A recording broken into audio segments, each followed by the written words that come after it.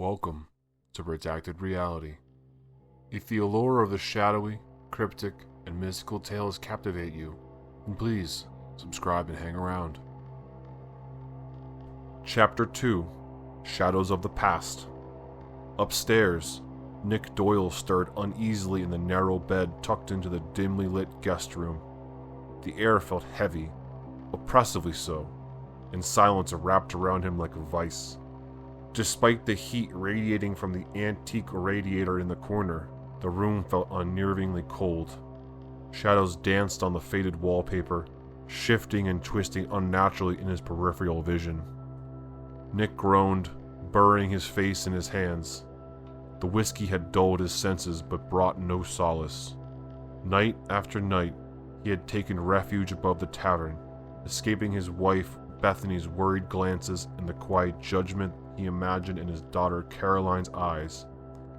Yet, within these walls, a different torment awaited him. "Why won't you leave me alone?"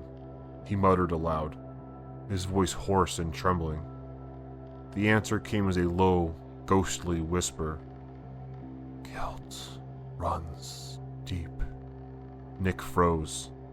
The voice was unmistakably feminine, yet it felt like it was not spoken aloud but emanated from within his very skull. His breath quickened, and he pressed himself into the headboard, eyes darting across the room. "Who's there?" he demanded, his voice cracking. The shadows coalesced, pulling unnaturally in the corner of the room, though he could make out no distinct shape. The pressure in the air increased as if the darkness itself were pushing against him. His mind spiraled into chaos, haunted by fragmented visions, an icy storm, a woman's outstretched hand, and screams swallowed by the howling wind. "Leave me alone!" His voice broke into desperation. But there was no reply, only a smothering silence creeping closer.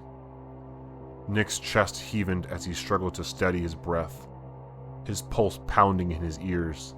The darkness in the corner of the room seemed to grow heavier, a tangible weight seeping into the room. He fumbled for the lamp on the nightstand, his trembling fingers finally brushing against the cold metal switch. With a click, the bulb flickered to life, casting a pale, uneven glow that barely reached the far corners. To his horror, the shadows didn't retreat. Instead, they rippled, as if mocking the feeble light. He tried to rationalize what he saw, grasping for an explanation that wouldn't unravel his sanity.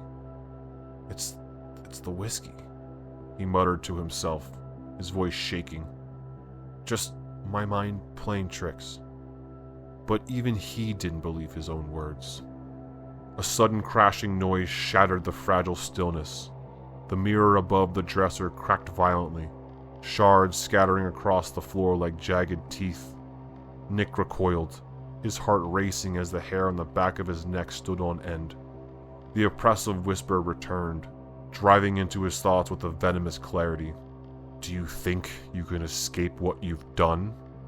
The voice hissed, venomous and accusing. No, I don't know what you mean," Nick stammered, shaking his head violently as tears blurred his vision. He clutched the blanket tighter around himself, as though it could shield him from the unforeseen force tormenting him.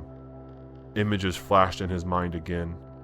Bethany's tear-streaked face, Caroline's laughter now distant and distorted, and the storm, always the storm. A surge of ice-cold fear curled its way into his chest, squeezing the air from his lungs. Whatever was haunting him was not some drunken hallucination. It was something far darker, and it wasn't going to stop.